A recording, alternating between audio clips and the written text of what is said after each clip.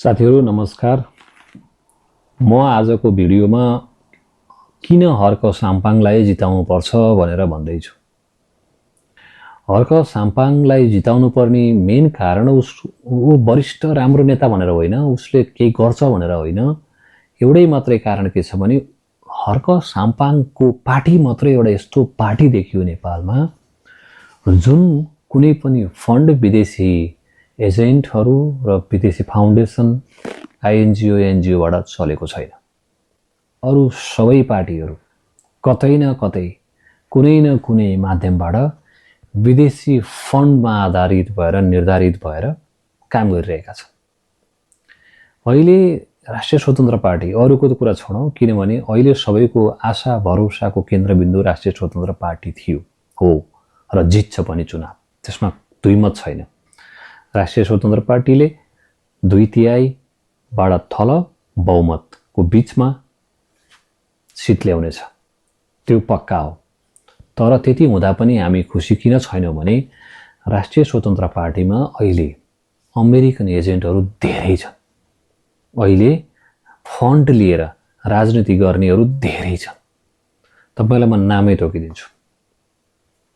Sobhita Gautam American fund, Swarnim Wagle American fund, Sudan Gurung American fund, Balen American fund, Raksha Bam American fund, Sagar Dhakal American fund लगायत अरू साना तिना मसिना थुप्रै नेताहरू छन् जो पूर्ण रूपमा अहिलेसम्म अमेरिकन फन्डले चलेका छन्।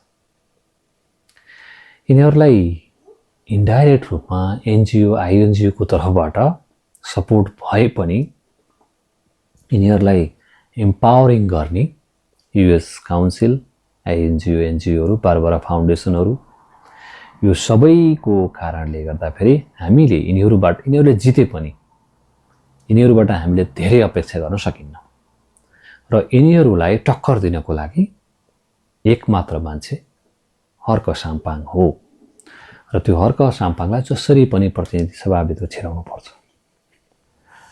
मैले यो निष्पक्ष बुझेर भनेको हो।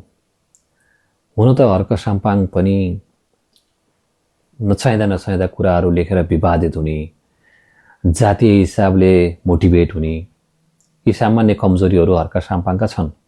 तर मलाई जहाँसम्म लाग्छ यी कमजोरीहरूलाई पक्कै पनि हर्क साम्पाङले सच्याउने छन् र नेपालको राष्ट्रियताको विषयमा बार्गेनिङ गर्दैन। त्यो मान्छेले नेपालको राष्ट्रियताको सवालमा त्यो अडिग भएर अडिने मान्छे छ।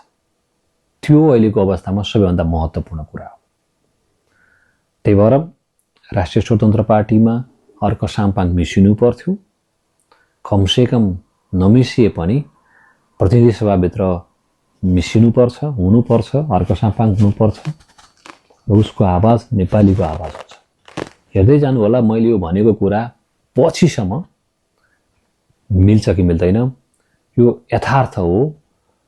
विदेशी फन्डबाट चलेका पार्टीहरू थुप्रै भए, यहाँ राष्ट्रिय स्वतन्त्र पार्टी पनि विदेशी फन्डबाट चलेका मान्छेहरू धेरै भएको हुनाले विश्वास गर्ने बाटो अब छैन। म गर्दिन।